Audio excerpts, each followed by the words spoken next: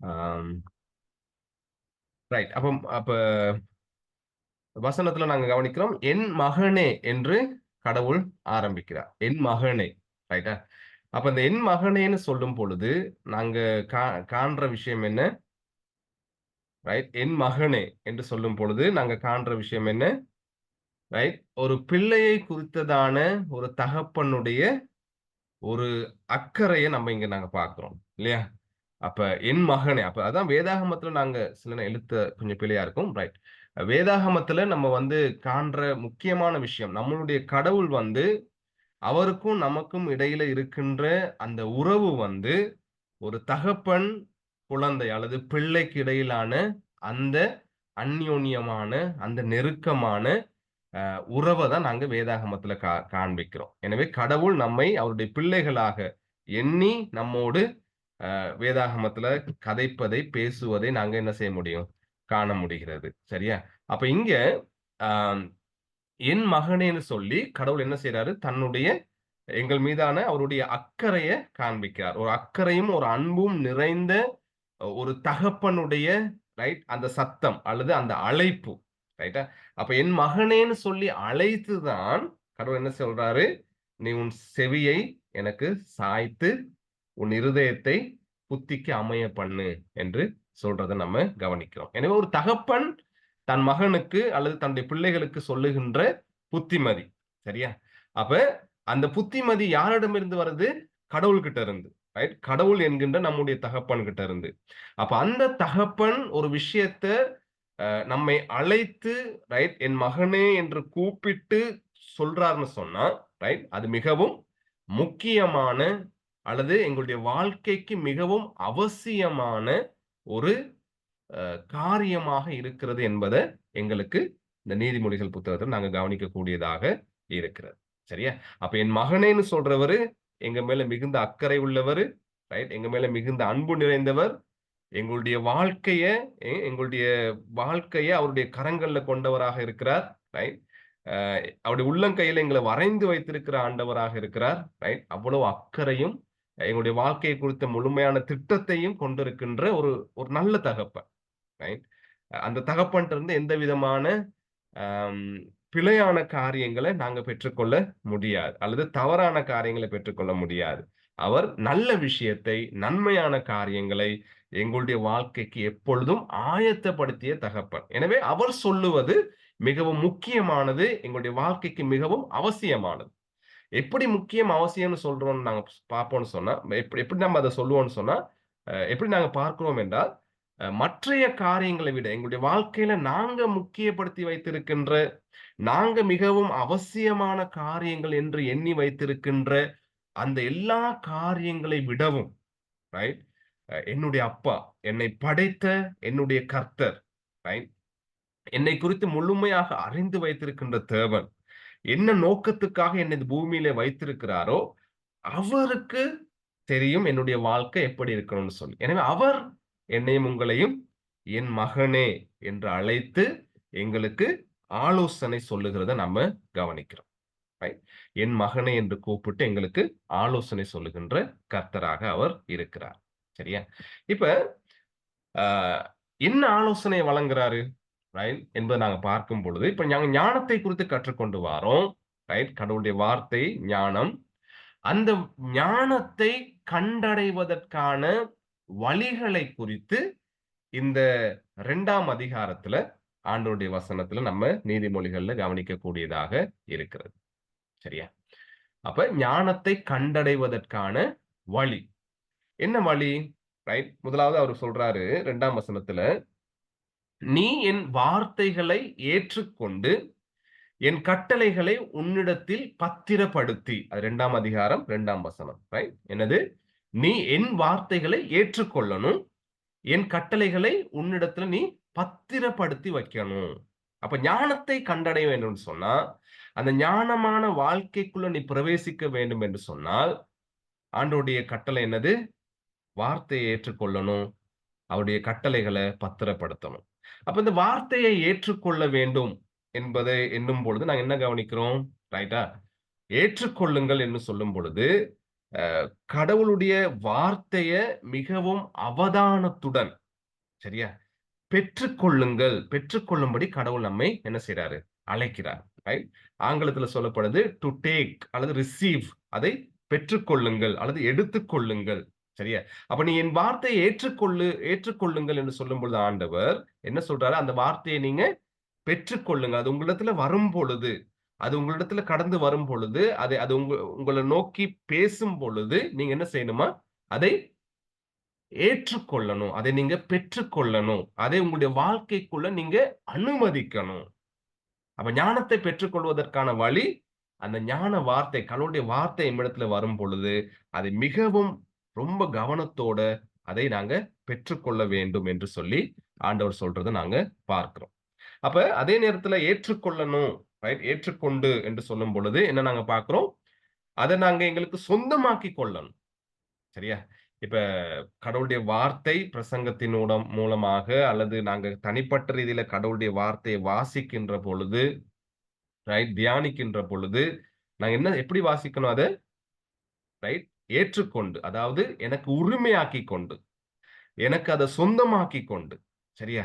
என்னுடைய வாழ்க்கைக்கு ஒரு சில காரியங்கள, அநேக காரியங்கள இந்த வார்த்தையிலிருந்து நான் பெற்றுக்கொள்ளணும். அத எடுத்துக்கொண்டு நான் நடை போடணும் என்ற அந்த உணர்வோடு, ரைட்? நாங்க கடவுளுடைய வார்த்தையை என்ன செய்யணுமா? ரிசீவ் பண்ணணும். ரைட்? அவருடைய வார்த்தையை நாங்க எடுத்துக்கொள்ள வேண்டும், பெற்றுக்கொள்ள வேண்டும் என்பத நாங்க பார்க்கிறோம். இல்லையா? இப்ப சில நேரங்கள்ல இந்த கிரிக்கெட் மேட்ச்லலாம் நாங்க பார்ப்போம். பேட்ஸ்மேன் என்ன செய்வார்? உயரமா பந்த அடிச்சோனே அது மேல ரொம்ப உயரத்துக்கு போயிட்டு ஒரு கேட்சுக்கு வரும். வரும்பொழுது கீழ ஃபீல்டர் என்ன செய்வாரு, ரொம்ப அவதானமா தன்னுடைய கண்கள வேற எந்த பக்கமும் திருப்பாம, ரைட்? பேட்ஸ்மேன் எங்க நிக்கிறாரு, அம்பையர் எங்க நிக்கிறாரு அதெல்லாம் பார்க்க மாட்டாரு. அவருடைய எல்லா அவதானமும் என்னவா இருக்கும், அந்த பால் எப்படி தன்னுடைய கரங்களுக்கு வருது. அத தன்னுடைய கைகள்ல பிடிச்ச உடனே தான் அவருக்கு மற்றைய வேலையெல்லாம் பார்ப்பார். அதுவரைக்கும் அவர் அதுக்குரிய ஆயத்தங்கள செய்து, அதுக்கு நேராக தன்னுடைய அவதானத்தை எல்லாம் செலுத்தியிருப்பார். இல்லையா? அப்ப அது ஒரு உதாரணம். அதேபோல கடவுளுடைய வார்த்தை நம்மிடத்துல வரும்பொழுது, அதை அவதானமாக எனக்கு அந்த வார்த்தை என்ன சொல்லுகிறது? என்னை குறித்து அந்த வார்த்தை என்ன பேசுகிறது? கடவுள் என்ன காரியத்தை எனக்கு அவருடைய வார்த்தையின் மூலம் வெளிப்படுத்துகிறார்? போன்ற விஷயங்களை பெற்றுக்கொள்ளும்படி, அதை எனக்கு சொந்தமாக்கி, உரிமையாக்கிக் கொள்ளும்படி, நாங்க மிகவும் அவதானத்தோடு செயல்பட வேண்டும் என்பதை இங்க நாங்க பார்க்கிறோம். ஆகவே தான் சொல்றார் ஆண்டவர், "என் மகனே, நீ என் வார்த்தைகளை என்ன செய்வா? ஏற்றுக்கொண்டு" என்று சொல்றத நம்ம பார்க்கிறோம். இப்ப சில நேரங்கள்ல நாங்க எப்படி கடவுளுடைய வார்த்தைய ஏற்றுக்கொள்றோம்? ரைட்டா? சில நேரங்கள்ல நம்ம அதை நம்முடைய தனிப்பட்ட வாழ்க்கைக்கு எடுத்துக்கொள்ளும்படி, அல்லது நம்முடைய தனிப்பட்ட வாழ்க்கைக்கு உரிமையாக்கிக் கொள்ளும்படி, அந்த நோக்கத்துல என்ன செய்றது கிடையாது. கேட்கிறது கிடையாது. ரைட்டா? சில நேரங்கள்ல அந்த வார்த்தைகள் நாங்க என்ன செய்றோம்னா, அது எனக்கான வார்த்தை இல்ல.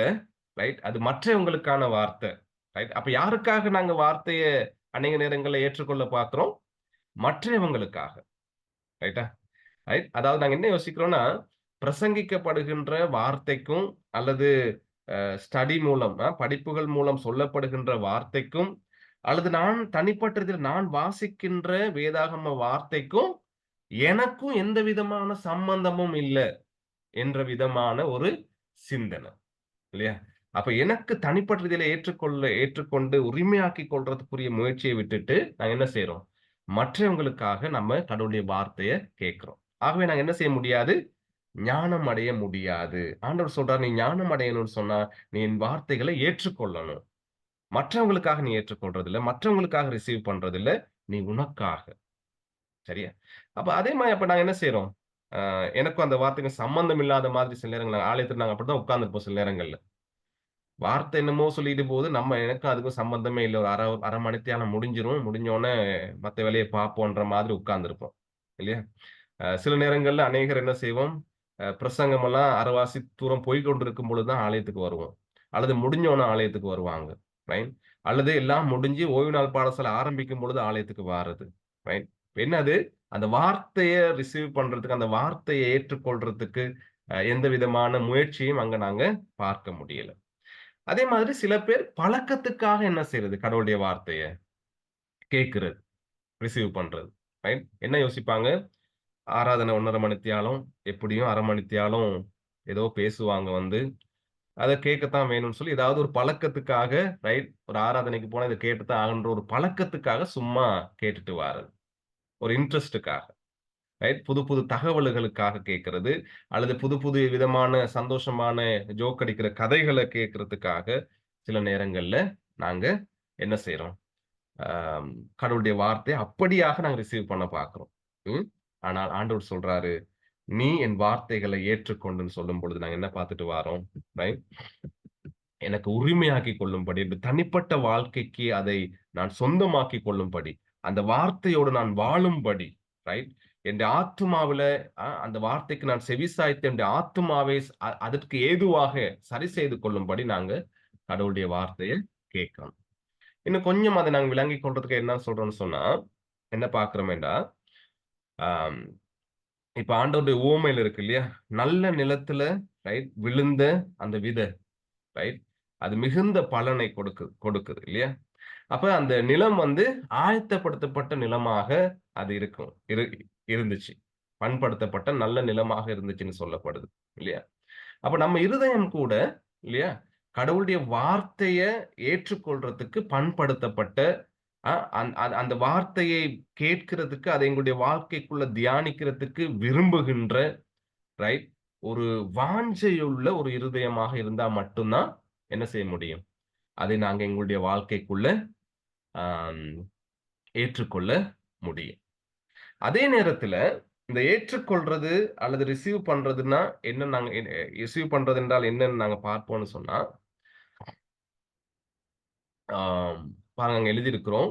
பயபக்தியோடும், கௌரவத்தோடும் அல்லது கனத்தோடும் நாங்க என்ன செய்யணும்? தேவனுடைய வார்த்தைய வாசித்து, தியானித்து என்ன செய்யணுமா? பிரயோகிக்க வேண்டும். அதே நேரத்துல நம்ம கடவுளுடைய வார்த்தைய கேட்கும் பொழுது, அல்லது வாசிக்கும் பொழுது எங்களுடைய மனசு எப்படி இருக்கணுமா?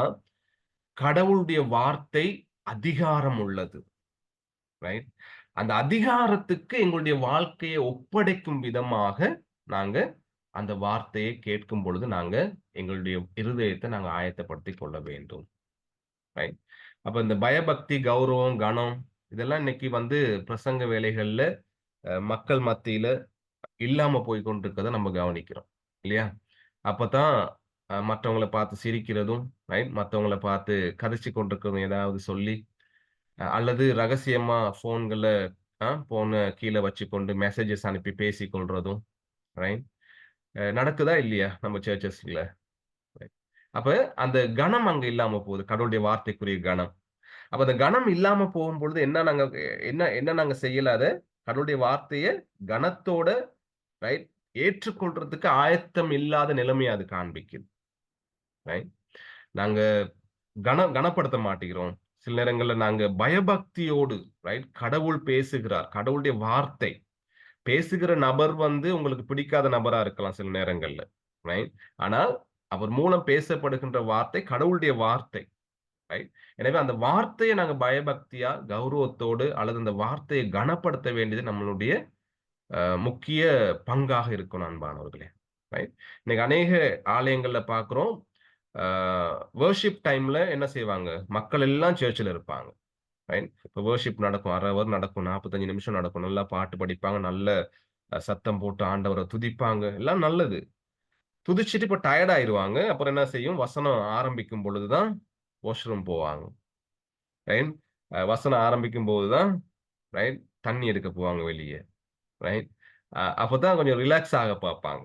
ரைட். அப்ப இந்த வொர்ஷிப் டைம்ல இருந்த உற்சாகம் எல்லாமே ரிலாக்ஸ் பண்ற இடமா, அ அமைதியாகுற இடமா, கொஞ்சம் ரெஸ்ட் எடுக்கிற இடமா எது போயிரும்? எந்த இடம் அமைஞ்சிரும்? பிரசங்க நேரம் அமைஞ்சு போயிருது. ரைட். அப்ப சில நேரங்கள்ல அந்த பயபக்தி அப்ப அப்ப வசனத்தின்படி என் வார்த்தைகளை ஏற்றுக்கொண்டுன்னு ஆண்டவர் சொன்னாரு. அந்த ஏற்றுக்கொள்றதுக்குரிய எந்த மனப்பான்மையையும் திருச்சபையோ அல்லது தனிப்பட்ட நம்ம குடும்பங்களோ என்ன செய்றது கிடையாது. எங்கள நாங்க ஒழுங்கமைச்சுக் கொள்வது கிடையாது. ரைட். அதே மாதிரி நாங்க வீட்டில இருந்து வரும்பொழுதோ, அல்லது குடும்பமாக அல்லது உறவுகளோடு சேர்ந்து வரும்பொழுதோ, அ சில நேரங்கள்ல எரிச்சல்களோடும், ரைட், கோபங்களோடும், ரைட், பழிவாங்குகிற எண்ணங்களோடும், சண்டைகளோடும் நாங்க ஆண்டவருடைய சமூகத்துக்கு வருவோம். இப்ப அந்த மாதிரி மனம், ரைட்? அந்த மாதிரி மனநிலை என்ன செய்யுது எங்கள? கடவுளுடைய வார்த்தைய கேட்க விடாத படிக்கு, அத நாங்க ஏற்றுக்கொள்ள விடாத படிக்கு எங்களுக்கு ஒரு தடையாகவும் அது அமைகிறதாக இருக்கிறது. அப்ப எல்லா பக்கத்திலும் கடவுளுடைய வார்த்தையை ஏற்றுக்கொள்ளும்படி நாங்க ஆயத்தமாக வேண்டியது முக்கியம் அன்பானவர்களே. ரைட்? நாங்க விடிய விடிய விழித்திருந்துட்டு என்ன செய்ய முடியாது? காலையில வந்து கடவுளுடைய வார்த்தைய நாங்க கேட்க முடியாது. அப்ப நேரத்தோட நித்திரைக்கு போக வேண்டியது முக்கியம். சனிக்கிழமைகள்ல. ரைட்? கடவுளுடைய வார்த்தைய வாசிக்கிறதுக்கு ஒரு ஒழுங்கான நேரம், ரைட்? எங்களுடைய தனிப்பட்ட வாழ்வில ஒதுக்கிக் கொள்ள வேண்டியது முக்கியம். இல்லையா? அந்த வார்த்தைகளை வாசிக்க, அந்த வார்த்தைகளை தியானிக்க, அது கனத்தோடும், பயத்தோடும் வாசித்து தியானிக்க, நாங்க எப்பொழுதும் அ ஆர்வம் உள்ளவர்களாக நாங்க இருக்கணும். சரியா? இப்ப இன்னைக்கு நாங்க வந்து எந்த விதத்திலுமே கடவுளுடைய வார்த்தைக்கு அநேக நேரங்கள்ல, அநேக இடங்கள்ல, அநேகர் கடவுளுடைய வார்த்தைக்கு கனம் கொடுப்பது கிடையாது. ரைட்? ஆகவே ஞானமற்றவர்களாக நாங்க இருக்கிறோம். இப்ப பாருங்க, அப்போஸ்தலர் 17ஆம் அதிகாரத்துல 10ஆம் வசனத்திலிருந்து 11ஆம் வசனம் வரைக்கும் நாங்க கவனிக்கிறோம். அங்க சொல்லப்படுது, ஆ உடனே சகோதரர் ராத் அ ராத்திரி காலத்திலே பவுலையும், சீலாவையும் பெரோயா பட்டணத்துக்கு அனுப்பிவிட்டார்கள். அவர்கள் அங்கே சேர்ந்து யூதருடைய ஜெப ஆலயத்திற்கு போனார்கள். அந்த பட்டணத்தார் மனோவாஞ்சையாய் வசனத்தை ஏற்றுக்கொண்டு, காரியங்கள் இப்படி இருக்கிறதா என்று தினம்தோறும் வேத வாக்கியங்களை ஆராய்ந்து பார்த்ததினால், தெசலோனிக்கேயில் உள்ளவர்களை பார்க்கிலும் நற்குணசாலிகளாய் இருந்தார்கள். சரியா?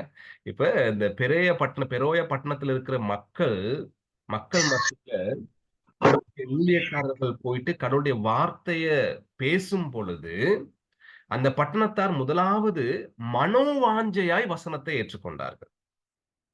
ரைட்? இது என்ன நாங்க பார்க்கிறோம்? ஞானத்தின் மேல, கடவுளுடைய வார்த்தையின் மேல இருந்த பயபக்தி, கனம் அல்லது கௌரவம், இல்லையா? அ அந்த அந்த அந்த ஞானத்துக்கு அமைய பண்ணும் பொருட்டு தங்களுடைய இருதயத்தை அதுக்கு அமைத்துக் கொண்ட விதத்த நாங்க பார்க்கிறோம். இல்லையா? அல்லது அந்த வார்த்தையை ஏற்றுக்கொள்வதற்கு இருந்த அந்த ஆசைய இந்த பட்டணத்து மக்கள் மத்தியில நாங்க பார்க்கிறோம். மனோவாஞ்சை, ஆசையோடு கடவுளுடைய வார்த்தைய அவங்க என்ன செய்தாங்களாம்? ஆ ஏற்றுக்கொண்டாங்களாம். ரைட்? இன்னைக்கு சர்ச்சுல அல்லது நம்முடைய ஓய்வு நாள் பாடசாலையில பிள்ளைகள் மனவாஞ்சையோடு வசனத்தை ஏற்றுக்கொள்ளுகிறவர்களாக இருக்கிறாங்களா? ரைட்? இந்த ஆசை கடவுளுடைய வார்த்தையை கற்றுக்கொள்ள, கடவுளுடைய வார்த்தையில் இருக்கிற சத்தியங்களை படிக்க, அதன் ஆழங்களை காணுவதற்கான ஒரு ஆசை, ஒரு வாஞ்ச நமக்குள்ள இருக்குதா அன்பானவர்களே? இப்ப இந்த பட்டணத்தார் என்ன செஞ்சாங்க? மனவாஞ்சையோட ஏற்றுக்கொண்டாங்க. அப்புறம் என்ன செய்தாங்களாம்? காரியங்கள் இப்படி இருக்கிறதா? ரைட்? அப்ப நாங்க வந்து பண்டிதர்கள் அல்ல என்றத அவங்க ஒத்துக்கொண்டாங்க. எங்களுக்கு எல்லாம் தெரியும்னு சொல்லல அவங்க. எங்களுக்கு எல்லாம் தெரியும்னா, இதெல்லாம் தெரிஞ்ச விஷயம் தானே என்று சும்மா இருந்திருப்பாங்க. ஆனா அவங்க என்ன சொன்னாங்களாம், காரியங்கள் இப்படி இருக்கிறதா? இப்படியெல்லாம் சொல்லப்பட்டிருக்கிறதா? இப்படியெல்லாம் வெளிப்பாடுகள் இருக்கிறதா? என்று சொல்லி இன்னும் என்ன செய்தாங்களாம், தினம்தோறும் ஒவ்வொரு நாளும் வேத வாக்கியங்கள ஆராய்ந்து பார்த்தார்களாம். சரியா? அப்ப மனோவாஞ்சையா ஏற்றுக்கொள்ளுகிறவர்கள் என்ன செய்வாங்க? அதன் சத்தியங்கள படிக்கும் பொழுது, அதுல ஆச்சரியம் கொண்டு, அதை ஆராய்ந்து பார்ப்பார்கள். அவங்க தான் யாரு? கடவுளுடைய வசனத்தை, வார்த்தையை ஏற்றுக்கொள்ளுகிறவர்கள். அப்ப நீதிமொழிகள் 2ஆம் அதிகாரம் 2ஆம் வசனத்துல பார்க்கிறோம். "நீ என் வார்த்தைகளை ஏற்றுக்கொண்டுன்னு" சொல்லும் பொழுது, இதுதான் நாங்க அங்க பார்க்கிறோம். ரைட்? அதை ஆராய்ந்து பார்க்கும்படி மனோவாஞ்சியா அதை ஏற்றுக்கொண்டு அவங்க இருந்தாங்களாம். அப்படி செயல்பட்ட பொழுது என்ன நடந்துச்சு அங்க? தெசலோனிக்கேயில் உள்ளவர்களை பார்க்கிலும் இந்த பெரோயா பட்டணத்து மக்கள் எப்படியாப்பட்டவங்களா இருந்தாங்களா? நற்குணசாலிகளாய் இருந்தார்கள். ரைட்டா? கடவுளுடைய வார்த்தை அவைகளை நாங்கள் ஆம் ஏற்றுக்கொள்ளும் பொழுது, மனோவாஞ்சையா ஏற்றுக்கொள்ளும் பொழுது, அதை ஆராயும் பொழுது, எங்களுடைய வாழ்க்கையில ஒரு மாற்றத்தை அந்த ஜீவனுள்ள வார்த்தை, தேவ வார்த்தை ஏற்படுத்துகிறத நாங்க பார்க்கிறோம். எங்களுடைய குணத்த, எங்களுடைய இருதயத்தை, எங்களுடைய ஆத்துமாவுல ஒரு மாற்றத்தை அது ஏற்படுத்துகிறத இங்க நாங்க கவனிக்கிறோம் அன்பானவர்களே. எனவே ஆண்டவர் எங்கள அழைக்கிறாரு. என் வார்த்தையை ஏற்றுக்கொண்டு ஏற்றுக்கொள்ளுங்கன்னு சொல்லி ஆண்டவர் எங்கள அழைக்கிறார். பிள்ளைகளுக்கு அப்பா சொல்ற மாதிரி. உன்னுடைய சிந்தனையின்படி இல்ல, உன்னுடைய யோசனையின்படி இல்ல, உன்னுடைய ஞானத்தின்படி இல்ல, ரைட்? உன்னுடைய அறிவு, உன்னுடைய உலக கல்வி, உன்னுடைய அனுபவத்தின்படி இல்ல, ரைட்? நீ வந்து என் மகனே, என் வார்த்தையை ஏற்றுக்கொள்ளு. ரைட்? அதுதான் முழுமையான ஞானமும், உனக்கான வாழ்க்கையும், உன்னுடைய வாழ்க்கையை மாற்றுகின்ற காரியமுமாக இருக்கிறது. எனவே நீ அத கனம் பண்ணு. ரைட்? எனவே நீ அத பயபக்தியோட கடவுளுடைய வார்த்தைய படி. ரைட்? சோ மரியாதை இல்லாம, ரைட்? அசட்டை பண்ணுகிற விதமாக கடவுளுடைய பிரசங்க நேரத்த, கடவுளுடைய வார்த்தைய படிக்கிற நேரத்த நீங்க என்ன செய்யக்கூடாது? நினைக்கவே கூடாது. அது கடவுள் நம்மோடு பேசுகிற நேரம் என்பத நம்ம உணர்ந்து, அது கடவுள் எங்களுடைய வாழ்க்கையில மாற்றத்தை ஏற்படுத்துகிற நேரம். ரைட்? பரிசுத்த ஆவியானவர் கடவுளுடைய வார்த்தையின் மூலம், அந்த வார்த்தை எங்களுடைய இருதயத்தில பேசி எங்களை மாற்றுகின்ற, எங்களோடு இடைப்படுகின்ற நேரம் அது. ரைட்? என்பத உணர்ந்து நாங்க செயல்படணும். நானுமே சொல்றேன் ஆண்டவர் நீங்க ஏற்றுக்கொள்ளுங்க. ரைட்? கடவுளுடைய வார்த்தைய. அப்ப புறக்கணிச்சீங்கன்னா, நீங்க என்னத்த புறக்கணிக்கிறீங்க? ஞானத்தை, கடவுள புறக்கணிக்கிறீங்க.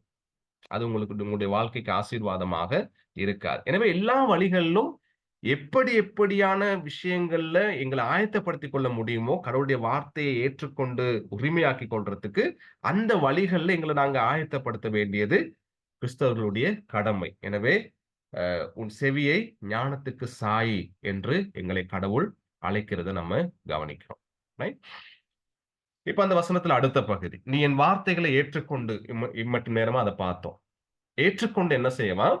"என் கட்டளைகளை உன்னிடத்தில் பத்திரப்படுத்தி" 2ஆம் அதிகாரம் 2ஆம் வசனம். ரைட்? அது மாறி எழுதப்பட்டிருக்கு. "என் கட்டளைகளை உன்னிடத்தில் பத்திரப்படுத்தி" அப்ப வார்த்தைகளை ஏற்றுக்கொள்வது மாத்திரமல்ல, அந்த ஏற்றுக்கொள்வது முக்கியமான ஒரு பகுதி. பயபக்தி, கனம், ரைட்? எல்லாம் நாங்க பார்த்தோம். இப்ப என்ன செய்யணுமா, அந்த வார்த்தைகள, அந்த கட்டளைகளை எங்களிடத்துல நாங்க பத்திரப்படுத்த வேண்டியது எங்களுடைய கடமை. சும்மா சர்ச்சுக்கு போயிட்டு வாரது மாத்திரம் இல்ல.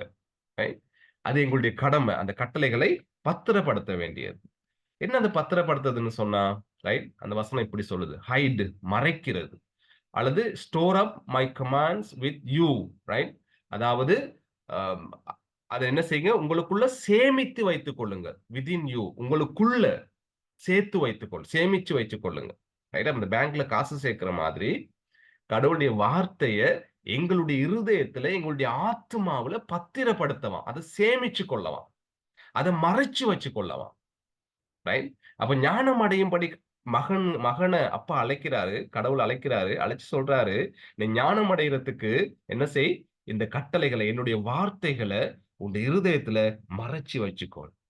உனக்குள்ள அந்த வார்த்தைகள வைத்துக்கொள்" என்று சொல்லி அழைக்கிறத நாங்க கவனிக்கிறோம். அப்ப உனக்குள்ள மறைச்சு வச்சுக்கொள்னா, அந்த வசனம் எப்படி எங்களுக்கு விளக்கப்படுத்துதுன்னு சொன்னா, ஒரு பொக்கிஷத்தை போல. ரைட்டா? ஒரு பொக்கிஷத்த என்ன செய்ய மாட்டோம் நாங்க, ரைட்? வெளிப்படையா நாங்க அத வைக்க மாட்டோம் இல்லையா? அத உள்ளுக்குள்ள வச்சுக்கொள்வோம். மறைச்சு வச்சுக்கொள்வோம். ரைட்டா? எந்த விதமான திருடனும் அத திருடி விடாதபடிக்கு, ரைட்? அத நாங்க மறைச்சுக்கொள்வோம். அது மாதிரி கடவுளுடைய வார்த்தைய, ரைட்? எங்களுடைய வாழ்க்கையிலிருந்து சாத்தானோ அல்லது எங்களுடைய எந்த விதமான உலக ரீதியிலான கவலைகளோ, ரைட்? அந்த உவமையில ஆண்டவர் சொன்ன மாதிரி, விதைப்போன உவமையில. ஆகாயத்து பட்சிகளோ, ரைட்? எந்த விதமான உலக கவலைகள், எந்த விதமான அந்த வெயில், ரைட்? எங்களை அந்த வார்த்தையை எங்களிடத்திலிருந்து களவெடுக்காதபடிக்கு, அந்த பொக்கிஷத்த எங்களுடைய இருதயத்துல நாங்க என்ன செய்யணுமா? வைத்துக் கொள்ளுங்கள். கவனமா வச்சுக் கொள்ளுங்கன்னு சொல்லி ஆண்டவர் சொல்றார். ரைட்டா? அப்ப அ கடவுளுடைய வார்த்தைய நம்முடைய இருதயத்துல மறைத்து, சேமித்து, பத்திரப்படுத்தி வைத்துக் கொள்றது மிகவும் அவசியம். இது வந்து கடவுளுடைய ஒரு கட்டளை பாருங்களேன். ரைட்?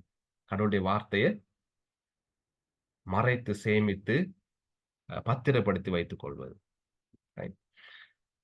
பழைய ஏற்பாட்டுல உபாகமம் 6ஆம் அதிகாரம் 6லிருந்து 7 வரைக்கும் நாங்க பார்க்கிறோம். அங்க ஆண்டவர் சொல்றார் பெற்றோர்களுக்கு, "இன்று நான் உனக்கு கட்டளையிடுகிற இந்த வார்த்தைகளை உன் இருதயத்தில் இந்த வார்த்தைகளை உன் இருதயத்தில் இருக்கக் கடவது."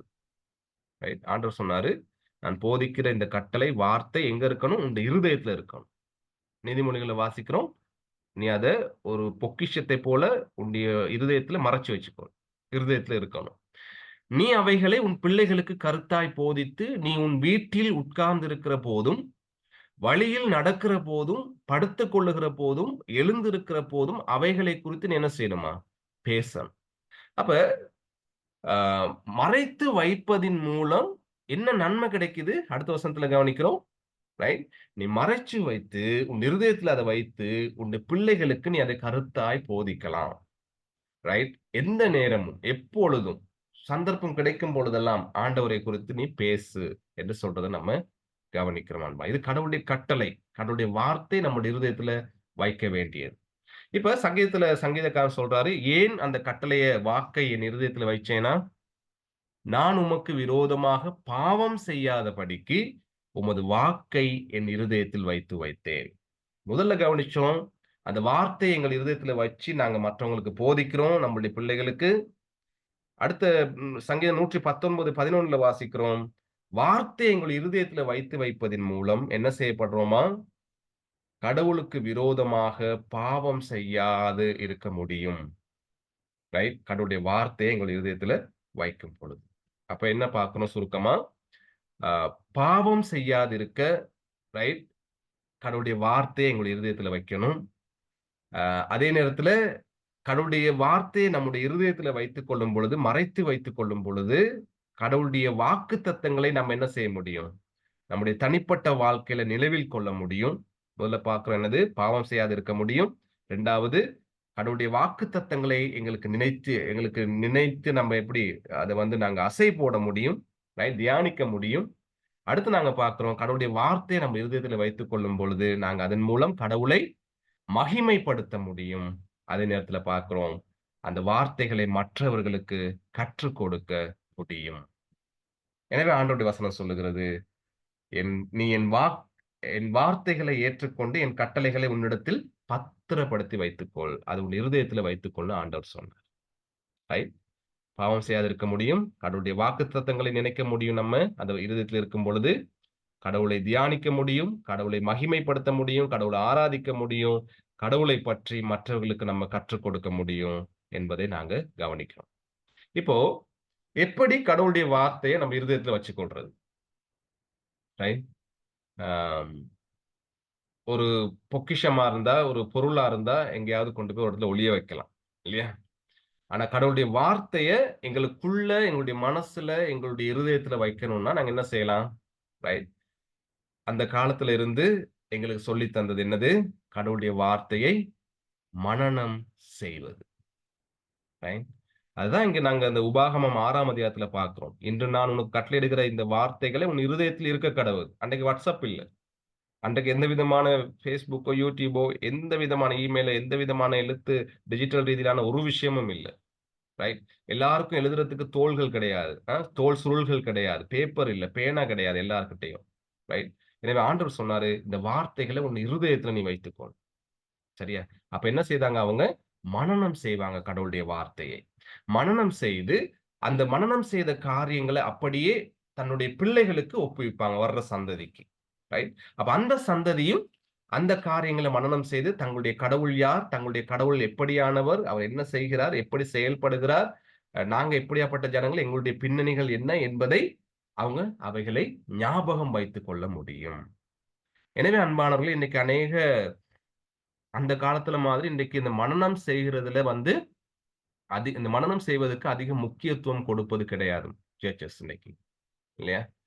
ரைட்? அப்ப நாங்க சண்டே ஸ்கூலா இருக்கலாம், நம்ம சர்ச் காரியங்களா இருக்கலாம், எதுவா இருந்தாலும் கடவுளுடைய வார்த்தையை மனனம் செய்வதுல அதிக அ அக்கறை செலுத்த வேண்டியது அக்கறை செலுத்தணும் நம்ம அது. ரைட்? கடவுளுடைய வார்த்தைய நம்முடைய இருதயத்துல வைக்கிறதுக்கு. ரைட்? நிச்சயமாக அந்த வார்த்தைகள் என்ன செய்யும்? செயல்படும் என்பதை வேதவசனத்துல நாங்க பார்க்கிறோம். அதான் சங்கீதக்காரன் சொல்றான், பாவம் செய்யாதபடிக்கு அந்த வார்த்தை என் இருதயத்துல இருக்குது.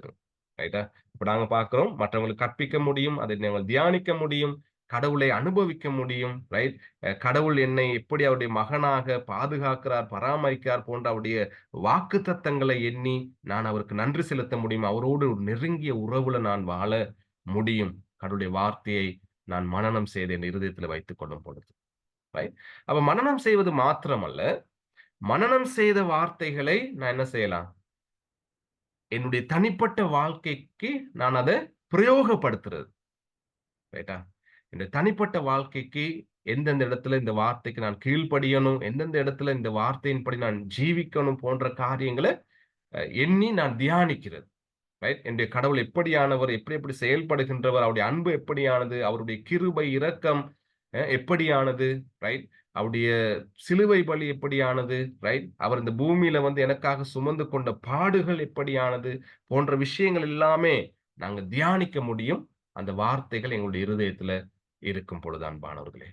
ரைட்? எனவே சிறியவர்கள் மாத்திரமல்ல, பெரியவர்கள், வாலிபர்கள் நாங்க கடவுளுடைய வார்த்தையை மனனம் செய்வது, அதை தியானிப்பது மிகவும் முக்கியம்.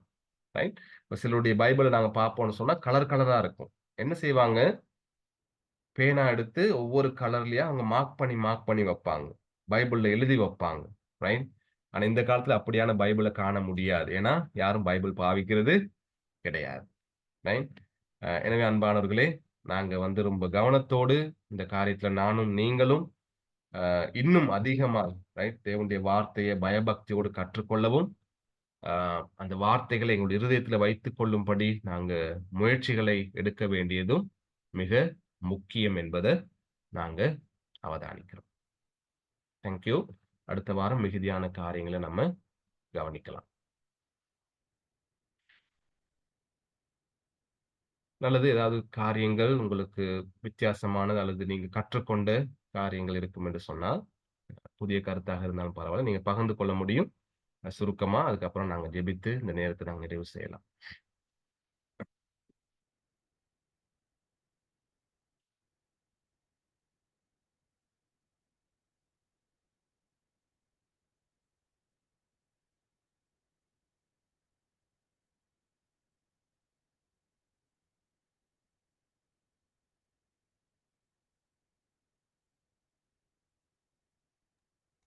நாங்க இன்னைக்கு படிச்சது நாங்க வந்து ஏசாமியோட வசனத்தை வந்து நாங்க வந்து சேமிச்சு வச்சா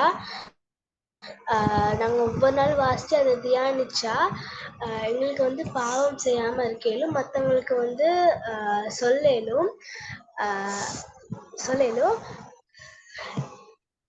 சொன்னா வந்து மத்தாக்களுக்கும் கடவுளை பத்தி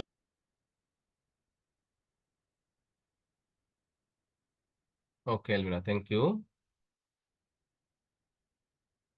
வேற யாரும்?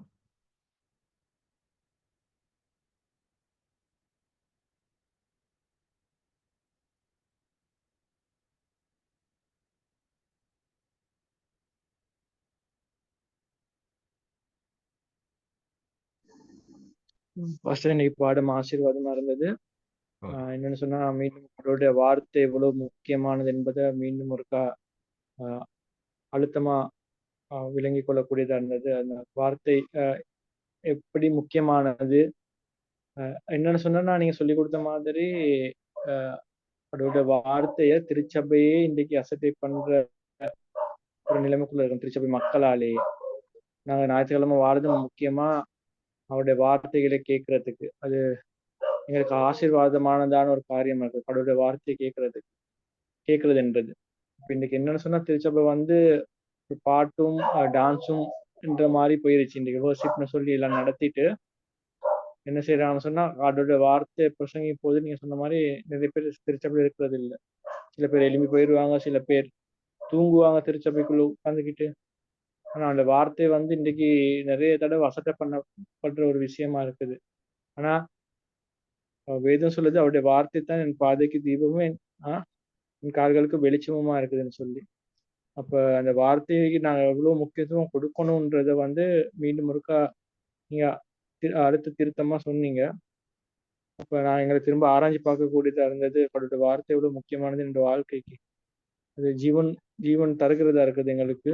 எங்களை கடவுளுக்குள்ள வழிநடத்துவதா இருக்கிறது. நாங்க சோர்ந்து போற நேரம்லாம் அந்த வார்த்தை தான் எங்களை தேற்றுகிறதா இருக்கிறது. பிசாசுக்கு எதிர்த்து நிக்கிறதுக்கு அந்த வார்த்தை தான் எங்களுக்கு ஆயுதமா பயன்படுது. ஆக அந்த வார்த்தையை நாங்க எவ்வளவு கவனமாகவும் முக்கியத்துவம் கொடுத்தும் படிக்கணும்ன்றதை இன்னைக்கு விளங்கிக் கொள்ளக்கூடியதா இருக்கு. Thank you. Okay Ashok. Thank you.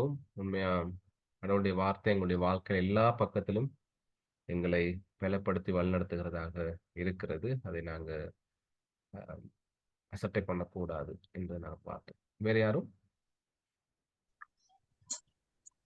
Pastor ஓ, சரி. என்னன்னா பாஸ்டர் நான் இன்னைக்கு கட்டும்போது நீங்க அந்த நல்ல நிலத்தில் அந்த விதை உவமையில வைக்கிறேன்னு உவமையில பாஸ்டர் உண்மையில எங்கட மனம் வந்து அந்த அந்த வார்த்தையை ஏற்றுக்கொள்ள நிலைமையில இருந்தா தான் உண்மையில அந்த நீங்க கடைசியா சொன்னீங்க அந்த வார்த்தைங்களோட நாங்க ஹைட் பண்ணி இருக்கிற நேரம் அது எப்படி அந்த பிரயோஜனம் அந்த அந்த நேரத்துல மற்றவங்களுக்கு பலனளிக்கிறது அந்த நேரத்தை அதை நாங்களே உணர்வோம். அந்த வார்த்தைகளினால நாங்க ஒரு ஆளுக்கு அட்வைஸ் பண்றது இல்லாட்டி நான் எங்களோட வாழ்க்கையில நாங்க சில காரியம் தீர்மானம் எடுக்கிற நேரமோ அந்த விழுந்த விதைகள் அந்த நேரத்துல அந்த இடத்துல உண்மையில அது வரும். அது நாங்க அது கண்டிருக்கோம். அப்ப உண்மையில நாங்க அந்த உண்மையில புத்தவனுடைய வார்த்தையை கேட்கறதுக்கு நாங்க ஒரு எவ்வளவு ஆயத்தம் உள்ளவர்களை அந்த இருக்கோனுங்கிறத நாங்க கற்றுக்கொண்டே அடுத்த அந்த ஆதி சபைகளை கூட அவங்க இந்த வார்த்தைகள்ல தான் ஒரு பெரியவே விஷயங்கள் செஞ்சாங்க. அப்ப அதுக்காக எவ்வளவு பேர் கஷ்டப்பட்டு இருக்காங்க. அதை நாங்க கேர்லெஸ் எடுக்க கூடாது. அந்த வார்த்தைய சும்மா என்ன தானே மார்னிங் எழுப்பி ப்ரே பண்றது இல்ல, அந்த வார்த்தையை தியானிக்கிறதுங்கிறது எவ்வளவு ஒரு பெரிய விஷயங்கிறத திருப்பியும் உணர்த்துறீங்க. Thank you pastor. அது உண்மை. கடவுளுடைய வார்த்தையை தியானிக்கிறது மிகவும் முக்கியமானது. அதுக்கு ஆயத்தப்படுத்துறது எங்களை. Right, thank you. வேற யாரும்?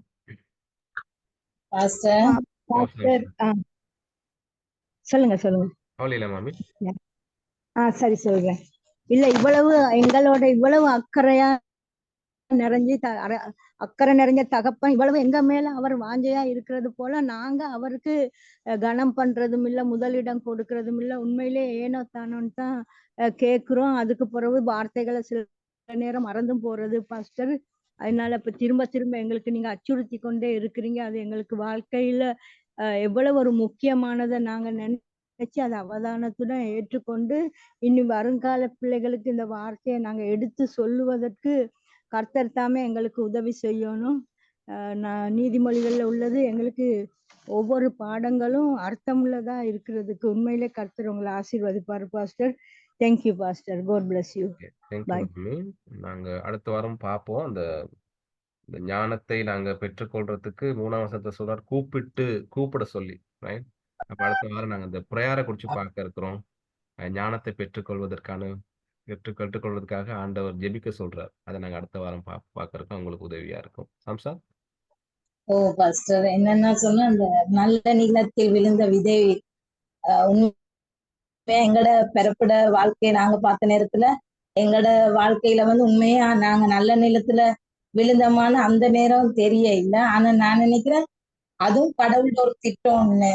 ஏன்னு சொன்னா இப்படியான பிறந்து இவங்களுக்கு அதாவது 2 சாராருக்கு முஸ்லிமும் இப்படி தமிழும் இருந்தாலும் அதுலயும் கடவுள் எங்களை ஒரு நல்ல நிலத்துல போடக்கூடிய நல்ல ஆசிரியர்களை போல, அதாவது ஒரு தகப்பன் தாய்க்கு அந்த போதனைய சொல்லணும்னு இல்ல, ஆசிரியர்கள் மத்தியில இருந்து நாங்க அந்த நாள்ல நல்ல ஞாபகத்துக்கு சக்கா சுரேஷ் அண்ணன் இந்த மாதிரி ஆட்கள் தான் எங்களுக்கு கடவுளோட வார்த்தையை நிறைய தடவை எங்களுக்கு சொல்லி இருக்கிறாங்க. அப்ப அந்த ஆசிரியர்கள் எவ்வளவு கடவுளோட வார்த்தையை கொண்டு வராங்க. அதே நேரத்துல எங்கட மனமும் கடவுளுக்குள்ள அந்த வாஞ்சையோன்னு இருந்திருக்கு.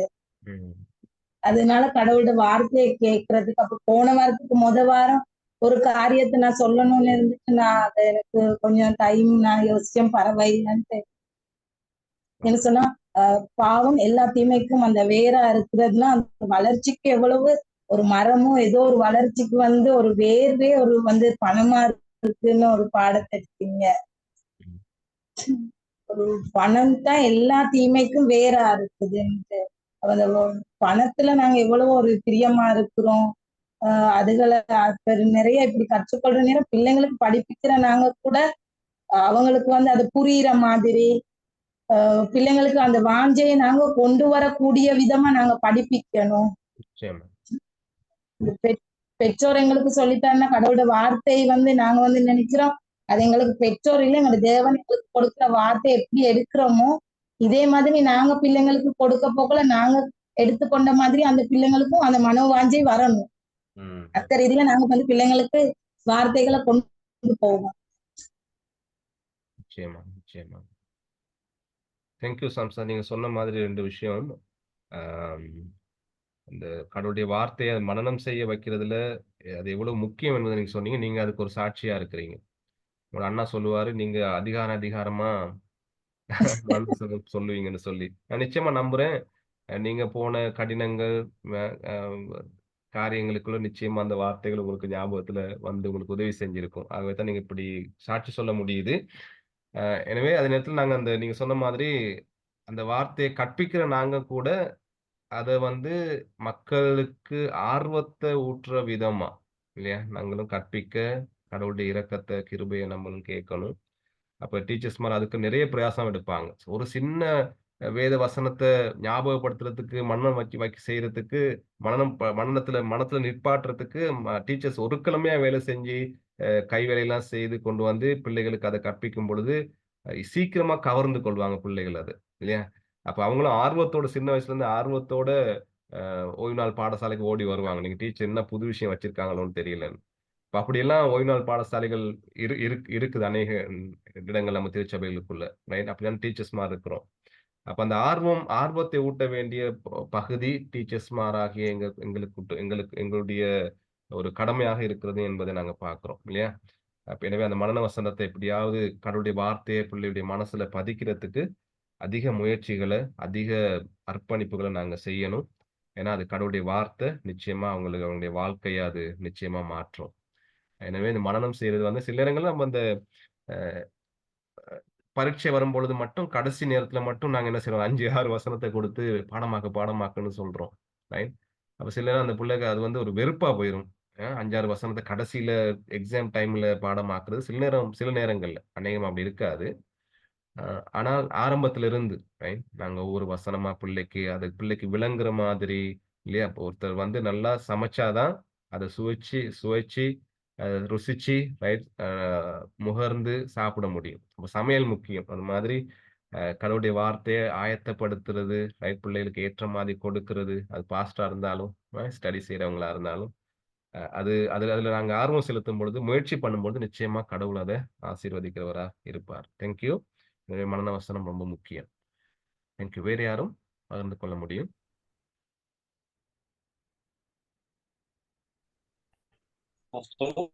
அருண். பாஸ்டர் உண்மையிலேயே ஆசீர்வாதமா இருந்தது. இது வந்து கர்த்தருடைய வார்த்தை வந்து அந்த எங்களுக்கு ஞானத்தை கொடுக்க சொல்ல நேரம் அந்த விளக்கத்துல இருக்குது பாஸ்டர். ஒரு மனிதன் வந்து உலகத்துல எப்படி சொத்து செல்வங்களை சேர்க்கறதுக்கு ஆர்வம் காட்டுறாரோ தன் பிள்ளைகளுக்கு, தன்னுடைய எதிர்காலத்துக்கு எப்படி அந்த ஆர்வம் எப்படி இருக்குதோ, அந்த ஆர்வம் பிள்ளைகள் வந்து தேவனிடத்துல அந்த நெருங்கி அவருடைய வார்த்தையை கற்றுக்கொள்றதுக்கு இருக்கணும். அதாவது அவங்க இப்ப உதாரணம் சொல்ல போனா அவங்களோட படிப்பு, அவங்களுடைய வேலைகள் எவ்வளவு அந்த ஆர்வம் காட்டுறாங்களோ, அந்த ஆர்வம் கடவுளை பற்றி அறிந்து கொள்வது, கடவுளோட ஞானத்தை அறிந்து கொள்வதற்கு இருக்கணும்னு சொல்லி இருக்கு. சில நேரங்கள்ல கடவுளோட வார்த்தைக்கு நாங்க சில நேரங்கள்ல வார்த்தைக்கு முக்கியத்துவம் கொடுக்கிறோம். ஆனா முதன்மை இல்லை. முக்கியமும் முதன்மை ரெண்டுக்கும் வித்தியாசம். சில நேரங்கள்ல அதுதான் எங்களுக்குள்ள இருக்க பிரச்சனை. இப்ப நாங்க சரியான நோக்கத்துல அந்த ஞானத்தை பெற்றுக்கொள்றதுக்கு எங்களுடைய முதன்மை எங்க இருக்குன்னு பார்த்துக்கணும். உண்மையிலே இப்ப பாச சொன்ன மாதிரி அந்த காலத்துல அந்த உபாகத்துல அந்த இஸ்ரவேல் மக்களுக்கு இதாக்குற நேரம் அவங்களோட அந்த ஒரு பிள்ளைக்கு சொன்னா அந்த அடுத்து வருகிற பரம்பரையே அவங்க அதை குறிச்சு போய்கொண்டே இருப்பாங்க. அது வந்து ஒரு செயினிங் மாதிரி, ஒரு அடுத்து ஒரு ரீசைக்கிள் ஆகுற மாதிரி. அந்த மாதிரி வார்த்தைகள் நாங்க எங்கட அடுத்த கட்ட பிள்ளைகளுக்கு நாங்க என்ன சொல்லி கொடுக்க போறோம்? அது ஒரு கேள்வி. அந்த கேள்வியோட இருக்கிற நேரம் சில நேரங்கள்ல உலக மதத்தை கற்றுக் கொடுத்து கொண்டிருக்கு. அவங்களோட அந்த என்ன சொல்லணும், அந்த எங்களோட தேவைகள் எனக்கு தான் எல்லாம் தேவைன்னு பார்க்குற நேரம் அதுல அந்த கடவுளோட முக்கியத்துவம் இல்லாம சில நேரங்கள்ல உலகத்தின் முக்கியத்துவத்தோடு போற நேரம் வார்த்தையில இருக்கிற வாஞ்சி இல்லாம போகும். நாங்க அதுக்காக மற்றும் உண்மையில கற்றுக்கொள்ள வேண்டிய காரியம் அநேகமா இருக்கு. நிச்சயமா. தேங்க்யூ அருள். உண்மை அது. இந்த உலக சொத்துக்களை தேடுறதை போல அதை விட அதிக வாஞ்சியோடு கடவுளுடைய வார்த்தை என்னும் சொத்தை நம்ம தேடணும். எனக்கு 4ஆம் வசனத்துல அது சொல்லப்பட்டிருக்கிறது. நீங்க ஞாபகப்படுத்தின மாதிரி. தேங்க்யூ அருண். வேற யாரும்? நான் கடவுளுடைய வார்த்தைக்கு நன்றி சொல்றேன். உண்மையை நாங்கள் கற்றுக்கொண்டது போல கடவுளுடைய வார்த்தை வந்து ஒரு பொக்கிஷம். அப்போ நாங்கள் உண்மையாக பொக்கிஷத்தை நாங்கள் எவ்வளோ கவனமாக நாங்கள் கையாளுவோம். அந்த மாதிரி நாங்கள் கருடைய வார்த்தையை நாங்கள் ரொம்ப கருத்தாக நாங்கள் கேட்கணும். கருடைய வார்த்தை எங்களை பலப்படுத்துது, சீர்படுத்துது. தாவீது சொன்ன மாதிரி உன் வேதம் என் மன மகிழ்ச்சியாக இருந்தாலும் துக்கத்திலே அழிந்து போயிருக்க மாதிரி கருடைய வார்த்தை எங்களுக்கு ரொம்ப பலப்படுத்துறதா இருக்குது. அப்போ உண்மையாக பரிசுத்த ஆவியானவர் தான் எங்களுக்கு கருடைய வார்த்தையில வாஞ்சியை தரவராக இருக்கிறாரு. அப்போ நாங்கள் அனுதினமும் நாங்கள் ஜெபம் செய்யணும். எங்களுக்கும் பிள்ளைகளுக்கும் கருடைய வார்த்தையின் மீது அந்த வாஞ்சியை தரணும்னு சொல்லி, இப்போ நாங்கள் கருடைய வார்த்தையை மரணம் செய்கிற நேரம் வந்து நாங்கள் சண்டே மெசேஜில் கேட்ட மாதிரி அந்த சூழ்நிலைக்கு ஏற்ற மாதிரி கருடைய வசனம் எங்களுக்கு ஞாபகத்தில் வரும். உண்மையாக பரிசுத்த ஆவியானவர் வந்து கருடைய வார்த்தையை நினைவுபடுத்துகிறவராக இருக்கிறாரு. நாங்கள் பிள்ளைகளுக்கும் நாங்கள் கருத்தாக போதிக்கணும். சண்டே ஸ்கூல் பிள்ளைகளுக்கு இன்னைக்கு கற்றுக்கொண்டது போல நாங்கள் ரொம்ப கவனமாக ஆயத்தப்படுத்தி கருத்தை நாங்கள் போதிக்கணும். தேங்க்யூ. தேங்க்யூ.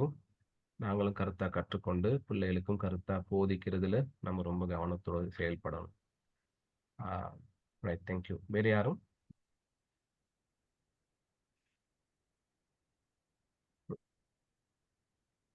இல்லாத பட்சத்தில் நாங்கள் நிறைவு செய்யலாம் ஜெபித்து. அடுத்த வாரம் இதன் தொடர்ச்சி இருக்கு. ரைட், எனவே நான் சொன்ன மாதிரி சில நேரம் எங்களுக்கு ஞாபகம் வச்சுக்கொள்ள முடியறதில்லை கடவுளுடைய வார்த்தையை. நிறைய எனக்கு அந்த பிரச்சனை இருக்குது. நிறைய வசனங்களை எனக்கு மனனம் செய்து வச்சுக்கொள்ள முடியாது. ரைட், சிலர் சொல்லுவோம் வயதாகும் பொழுது சில காரியங்கள் மறக்குதுன்னு நம்ம சொல்லுவோம். ரைட், இதெல்லாம் இருக்கு. நிறைய பலவீனங்கள் குறைவுகள் நமக்குள்ள இருக்கு. ரைட், யாருமே நம்ம பூர்ணமானவர்கள் இல்லை.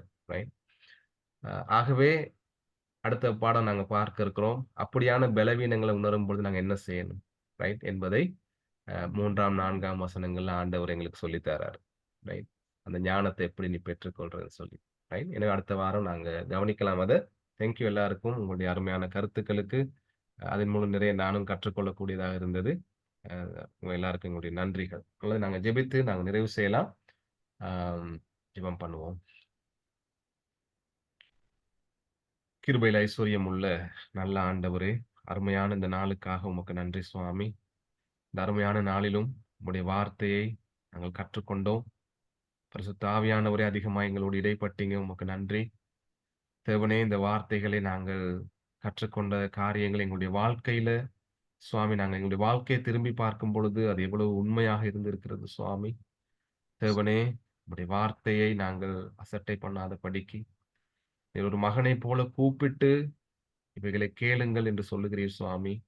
எனவே அது எங்களுக்கு மிகவும் முக்கியமானது என்பதை நாங்கள் உணர்கிறோம். இது மிகவும் அத்தியாவசியமானது என்பதை நாங்கள் உணர்கிறோம் சுவாமி. எனவே கர்த்தாவே, எங்களுடைய குறைவுகளை, பலவீனங்களை, அசட்டைகளை, சோம்பல்தனங்களை மன்னித்து தேவனே உங்களுடைய வார்த்தைக்கு அதிக முக்கியத்துவம் கொடுக்க தேவனே எங்களையும் எங்களுடைய குடும்பங்களையும் திருச்சபைகளையும் ஆசீர்வதிக்க வேண்டுமாறு ஜெபிக்கிறோம். உங்களுடைய வார்த்தைகளை எங்களுடைய இருதயங்களை வைத்துக் கொள்ளுகின்ற ஜனங்களாய் உடைய ஆண்டவரை வார்த்தைகளை மனனம் செய்வதிலும் அவைகளை தியானிப்பதிலும் ஆண்டவரை அவைகளை எங்களுடைய வாழ்விலே சுவாமி பிரயோகித்து ஆண்டவரை வாழ்வதிலும் அதிக அக்கறை காட்ட தயவு கொடுக்க வேண்டுமா நாங்கள் ஜெபிக்கிறோம். எங்கள் யாவரையும் உடைய கருத்திலே தருகிறோம். எங்கள் எல்லாரையும் ஆசீர்வதிங்க, பலப்படுத்துங்க. இயேசுவின் நல்ல நாமத்தினால் வேண்டிக் கொள்ளுகிறோம் பிதாவே. ஆமென். தேங்க்யூ எல்லாருக்கும். புதிதாக இணைந்தவர்களுக்கும் நன்றி. Mister Jean, thank you, welcome. Thank you, Pastor. Thank you. Thank you, Pastor. Thank you, Pradeepan. God bless.